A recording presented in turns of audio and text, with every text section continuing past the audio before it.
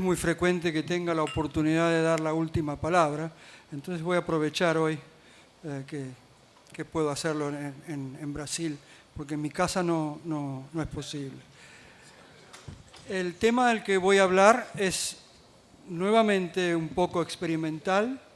Estuvieron ustedes toda la tarde escuchando discusiones clínicas muy relevantes y esto es una cosa relativamente nueva que tiene en este momento aplicación fundamentalmente en el esófago, pero para los que están interesados en problemas anorrectales, esto ya está llegando a la región anorrectal y seguramente el año próximo van a tener trabajos ya publicados con mediciones de distensibilidad rectales con la misma técnica. Este sistema se inventó ya hace varios años. No es una cosa nueva, pero ahora está un poco más refinado. Se llama planimetría y consiste en la medición de cross-section areas, múltiples cross-section areas. Ahora bien, ¿cómo se hace eso? Este es un sistema que inyecta una solución fisiológica dentro de un balón que está cerrado. En el mismo balón hay un catéter que tiene muchos segmentos de impedancia que miden la impedancia de la misma manera que se mide en el esófago normalmente. Y además hay en el modelo original un sensor de presión y ahora ya veremos en los próximos minutos que hay balones que ya tienen varios sensores de presión. Como ustedes se imaginarán, esto no pasa a través de la nariz. Es un balón de bastante magnitud. Hay que introducirlo a través de la boca en general y les puedo asegurar que es un método invasivo. ¿Cómo funciona? El objetivo es medir el cross-section area en algunos segmentos. Para eso se utiliza la ley de Ohm, que como ustedes saben implica el conocimiento del voltaje, la corriente y la resistencia. Y la resistencia depende de la distancia entre los dos puntos en la que se mide, la conductividad del medio alrededor de esos dos puntos y del cross-section area. Entonces lo que uno tiene que tratar de averiguar es esta relación. Entonces, dentro del balón, entre dos electrodos, hay una distancia. La conductividad del líquido dentro del balón es conocida, la corriente es conocida, es decir, que lo que el sistema otorga o permite es el conocer el cross-section area, es decir, esta sección. Muy bien, entonces, la distensibilidad depende del cross-section area y de la presión. Entonces, lo que uno puede evaluar es lo que se llama el Distensibility Index, que se mide en la región de menor cross-section area y se relaciona con la presión dentro del balón. Entonces, si uno conoce cuál es la menor cross-section area y puede medir la presión, puede calcular la distensibilidad en ese sector. Eso puede ser tanto en el esófago, en el esfínter esofágico inferior, como en la región anorrectal.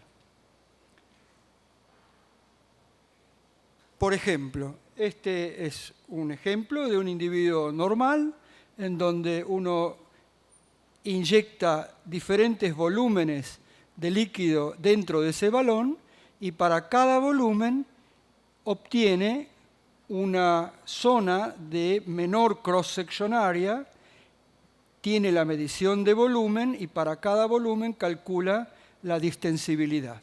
Este es un individuo normal, como ustedes pueden ver, a medida que uno aumenta el volumen, aumenta el cross-section area y eso permite que esa región se abra.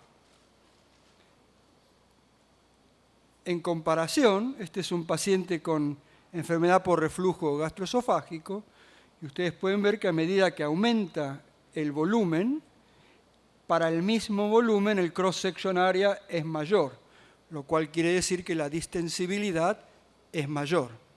Los pacientes con enfermedad por reflujo tienen una región esófago gástrica de mayor distensibilidad, lo cual favorece el reflujo.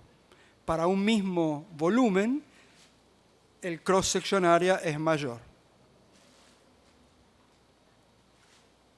Esto es un ejemplo y estos son los valores que voy a empezar a mostrar. En un individuo normal, el Distensibility Index en la región de la unión gastroesofágica es alrededor de 4. Y esto se expresa como una medida de superficie sobre una medida de presión. Sin embargo, en un paciente con enfermedad por reflujo, la distensibilidad, como dije, es mucho mayor, alrededor de 10.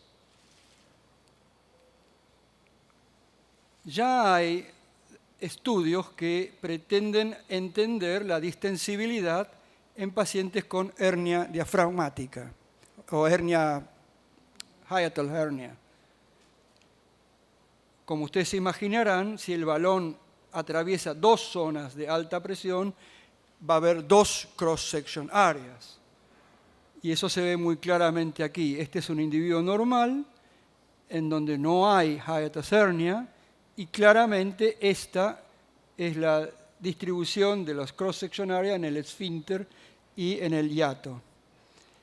Esta es la región del esfínter, esta es la región del hiato, y los estudios actuales permiten simplemente identificar la magnitud de la hernia y la distensibilidad del hiato, cosa que hasta ahora era muy difícil de medir. Nosotros conocíamos la presión en el esfínter, pero muy poco sobre la distensibilidad del hiato, y eso es una medida muy interesante para los cirujanos que hacen reconstrucción del hiato, saber cuán importante es la distensibilidad basal para decidir cuánto van a cerrar en el momento de la reconstrucción o reparación del hiato. Otra aplicación clínica de esta técnica es en acalasia. Como ustedes se pueden imaginar, en un individuo con acalasia la distensibilidad es muy baja. Como ustedes pueden ver, en lugar de ser 3 o 4 en un normal, es de 1. Si uno distiende o hace una dilatación neumática o una miotomía quirúrgica o un POEM, espera que la distensibilidad aumente. Y eso es lo que se ve aquí, en donde un individuo, luego del tratamiento, aumenta la distensibilidad alrededor de 7. Muy interesantemente, los individuos que están tratados y no responden, mantienen una distensibilidad baja. En este caso, una distensibilidad de menos de 1, a pesar del tratamiento. Ahora ustedes se preguntarán, bueno, ¿y esto qué quiere decir? Esto es muy interesante, sobre todo en pacientes que fueron tratados, que tienen un IRP bajo y que siguen con disfagia. Pacientes que tienen un tratamiento, que tienen una dilatación, que tienen una presión del esfínter baja y uno no se explica por qué persisten con disfagia, si la presión del esfínter es baja. Y eso aparentemente tiene que ver con la distensibilidad, porque como ustedes se imaginan, no es lo mismo la presión que la distensibilidad. La manometría mide presión, pero no dice nada sobre la posibilidad de opening, de apertura del esfínter. Eso tiene más que ver con la distensibilidad que con la presión. Este, como les dije, es un estudio normal. Este es un paciente con acalasia. Este es un paciente con acalasia en donde la distensibilidad mejoró con el tratamiento. Y este es un paciente que no mejoró nada. Ahora bien, muy interesantemente, si uno compara los valores de distensibilidad y pone un threshold de alrededor de 3.5, entre 3.5 y 4, como ustedes pueden ver, los individuos normales están todos por arriba de ese valor. Los individuos que tienen una respuesta buena al tratamiento están cercanos o por encima de ese valor, y los individuos que no respondieron están todos por debajo de ese valor. Y eso es independiente de la presión en el esfínter. Quiere decir que la distensibilidad es un parámetro que es capaz de predecir la respuesta clínica al tratamiento, ya sea de dilatación neumática o de corrección quirúrgica. Y precisamente de eso se trata. Este es un paciente, yo creo que todos los que se fueron, se fueron, pero todos los que se quedaron saben de manometría de alta resolución y de diagnóstico de acalasia con manometría de alta resolución. No tengo que explicar esto, pero evidentemente este es un paciente que tiene un IRP muy alto, lo cual explica los síntomas, pero este es un paciente que tiene un IRP bajo, por no decir casi 0, 1, 2. Sin embargo, el paciente tiene disfagia. Y lo interesante es que estos pacientes, en donde el IRP no explica la disfagia, pueden ser explicados por la distensibilidad. Como ustedes ya vieron, este es un paciente que no respondió bien al tratamiento y que con diferentes volúmenes sigue teniendo una distensibilidad muy baja a pesar de tener una presión en el esfínter medida como IRP baja. Este estudio muestra que comparado con estos pacientes baseline, son todos pacientes que tenían un IRP bajo. Y como ustedes pueden ver, tienen una distensibilidad terrible. Y estos pacientes, cuando se vuelven a tratar, ya sea con más dilataciones o con una miotomía, mejoraron algunos de ellos significativamente la distensibilidad y mejoraron sintomatológicamente. Es decir, que este método permite entender un poco mejor la fisiopatología de la relación entre el síntoma y la mecánica de la unión gastroesofágica, en donde aparentemente la presión del esfínter no parece ser un factor tan determinante, sino la apertura del esfínter, que está determinada por la distensibilidad. Hay otras situaciones en las cuales esta técnica es muy interesante. En eosinophilic esophagitis, en lugar de medir la distensibilidad en la unión gastroesofágica, se mide en el cuerpo del esófago. Y estos pacientes tienen un patrón, si ustedes comparan los cross-section areas en el cuerpo del esófago en un individuo normal, cuando uno aumenta el volumen, aumenta el cross-section area en una forma lineal.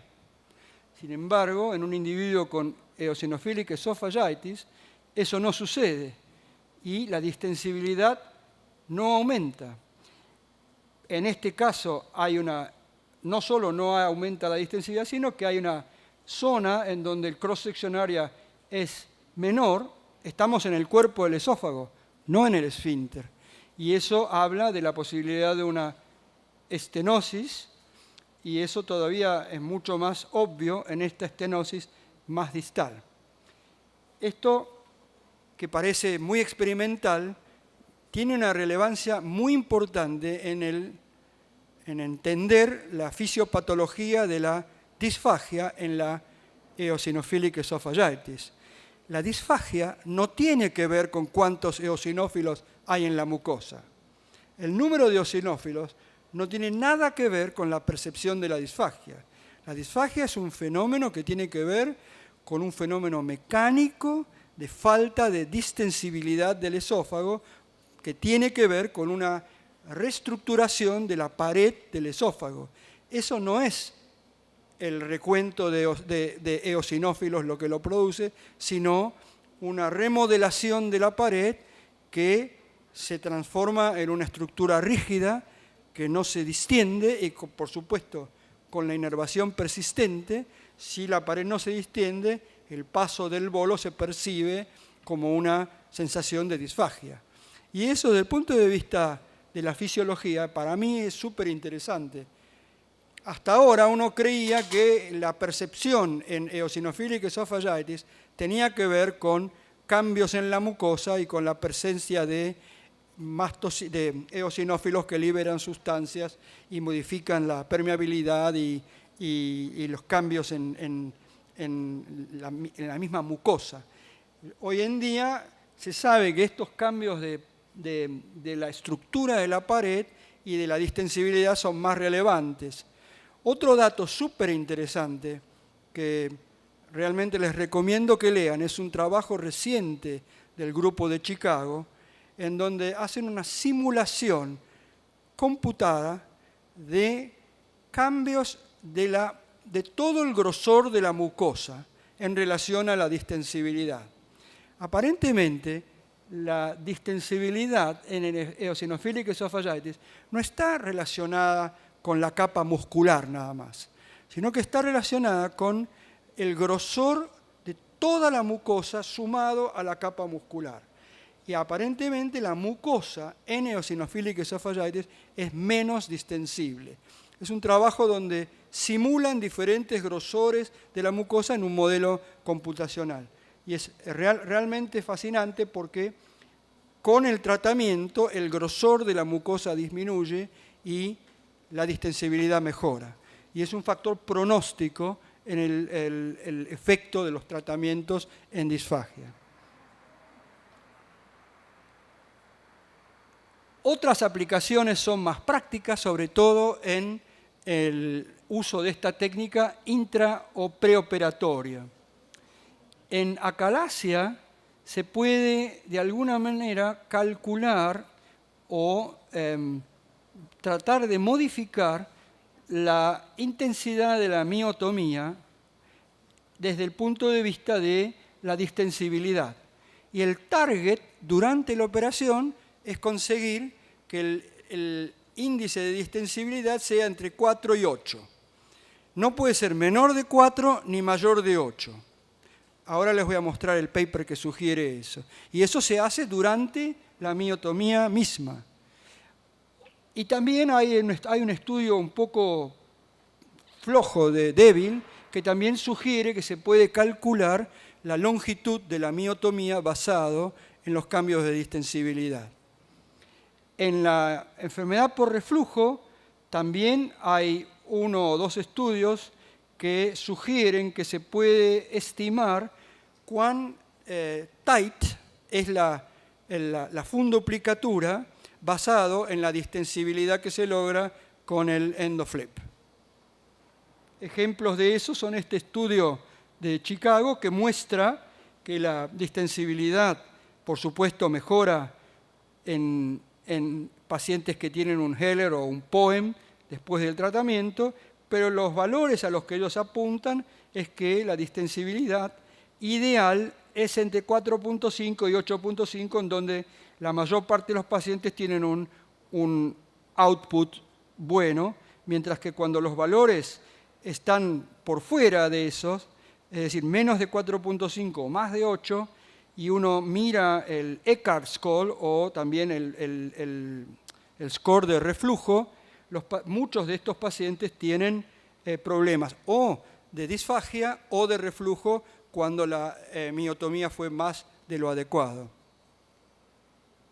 Este es un estudio reciente de un grupo en Holanda que no logró predecir el resultado basado en el endoflip, el resultado de una técnica quirúrgica antirreflujo. Quisiera discutir en 5 minutos una nueva aplicación del flip que no es todavía utilizada en la clínica, pero que desde el punto de vista fisiopatológico es extraordinariamente interesante. Si uno pone más sensores de presión y pone el balón en el cuerpo del esófago, obviamente va a haber un efecto sobre el balón y los cross-section areas cuando hay una contracción peristáltica en el cuerpo del esófago. Y eso va a ser diferente si la contracción produce una propagación normal o si la contracción produce compartimentalización. Es decir que esta técnica permite evaluar la motilidad de una manera diferente a la cual lo hace la manometría. En lugar de mirar a cambios en presión, mira a cambios de cross-section area y cambios de distensibilidad a lo largo del cuerpo del esófago cuando una contracción se mueve en forma oral. Esto que parece tan teórico no es tan teórico. Si uno mide cuando se produce una contracción espontánea, uno también puede medir lo que pasa cuando uno empieza a distender el balón con volúmenes crecientes. 10, 20, 30, 40, 50, 60. Volúmenes crecientes de agua dentro del balón van a producir una distensión del cuerpo esofágico. Ahora, esta distensión genera un fenómeno que nosotros ya conocíamos de épocas en donde hacíamos distensión del esófago para evaluar chest pain, genera contracciones espontáneas del cuerpo del esófago. Muchas contracciones espontáneas a una frecuencia bastante alta. Y ese fenómeno es un fenómeno normal. El esófago, cuando se encuentra contra un balón, lo que quiere es expulsar el balón. Y usa todos los métodos posibles. Hace shortening, hace lo que se llama propulsive way, y genera estas múltiples contracciones espontáneas que se llaman rack. Eso es una respuesta normal. Ahora bien, esta es una lectura de cross-section areas inducidos por este aumento de presión. Estos no son ondas de presión nada más.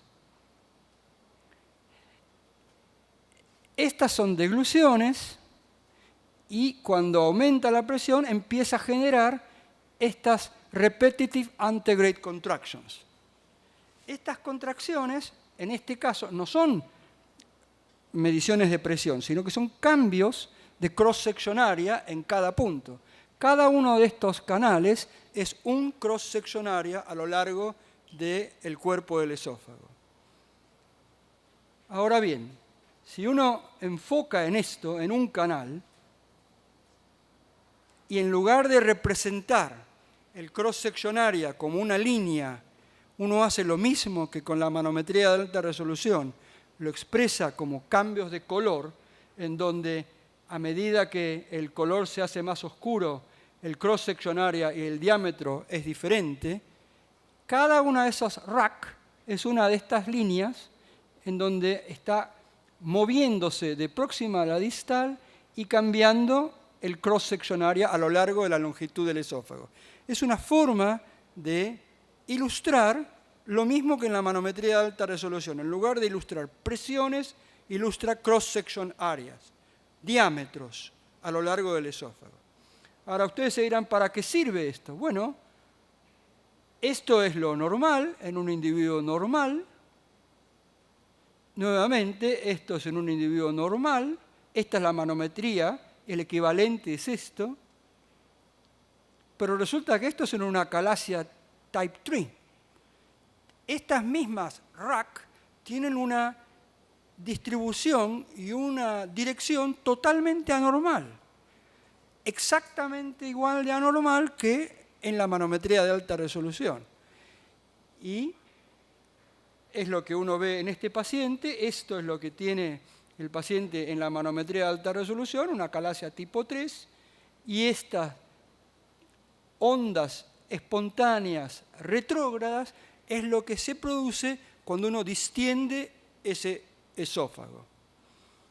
Por supuesto que esto no se puede ver en la manometría de alta resolución, porque uno no tiene contacto con la pared. en la manometría de alta resolución. No puede ver esos cambios sutiles de cross-section area.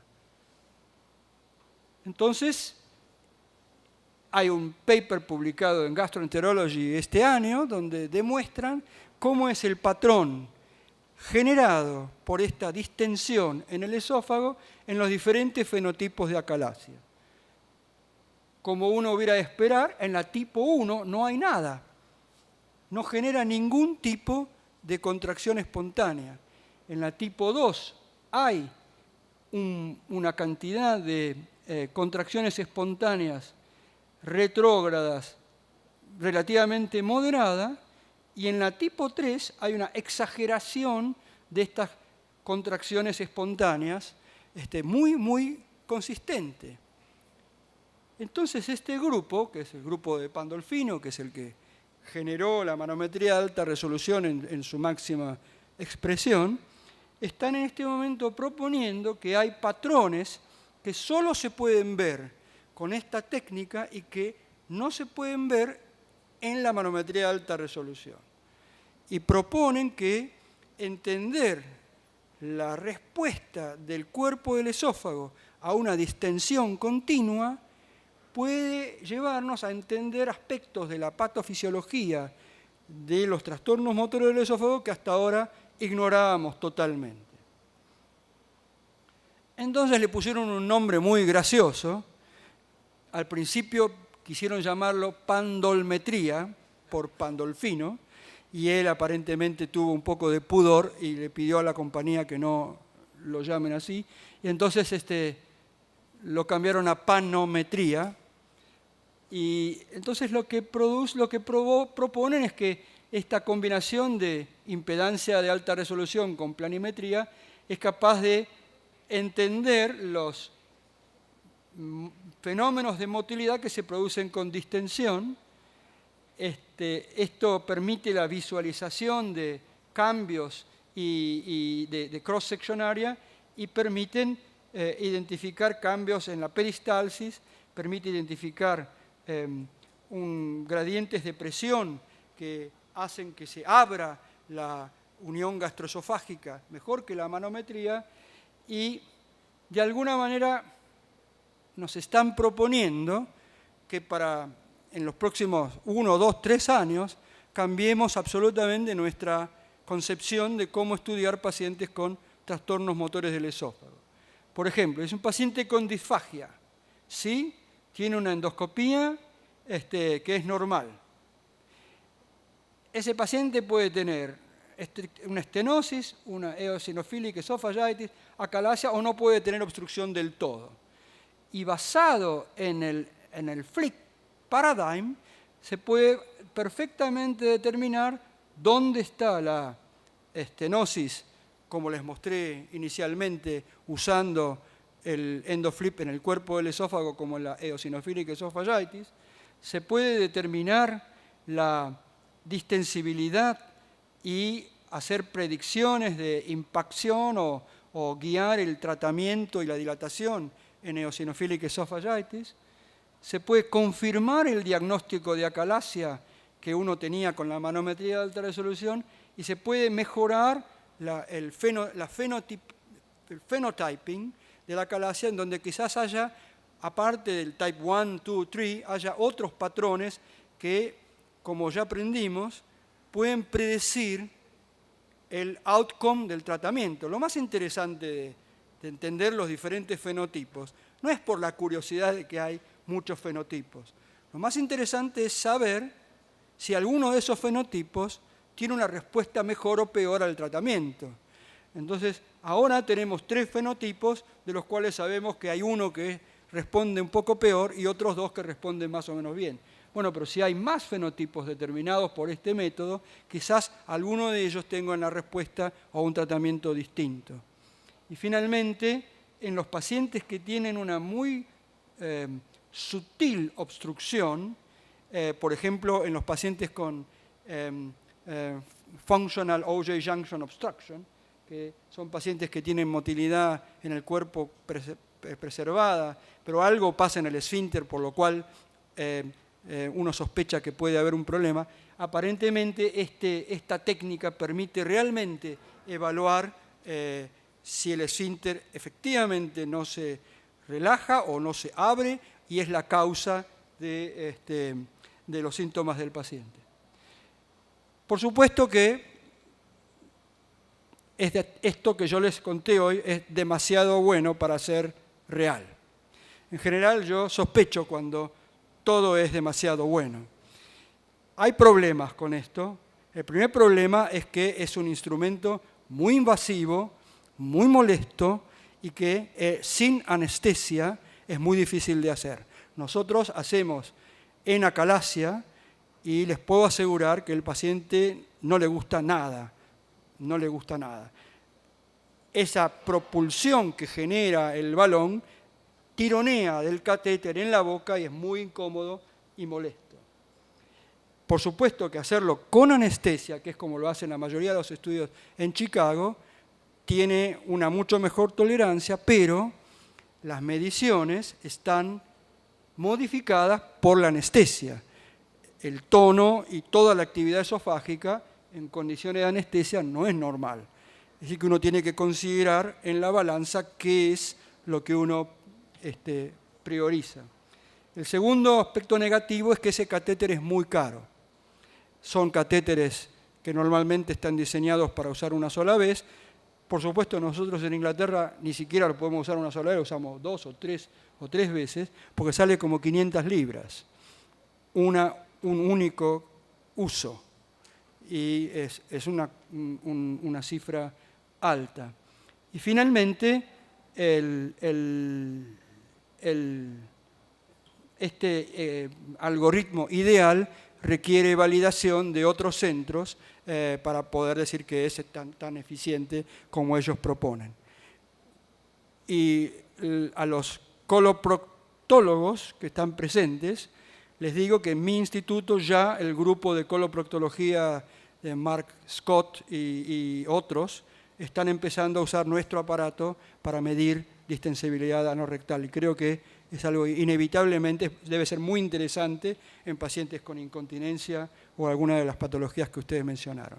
Muchas gracias y espero que no se hayan aburrido hasta el final.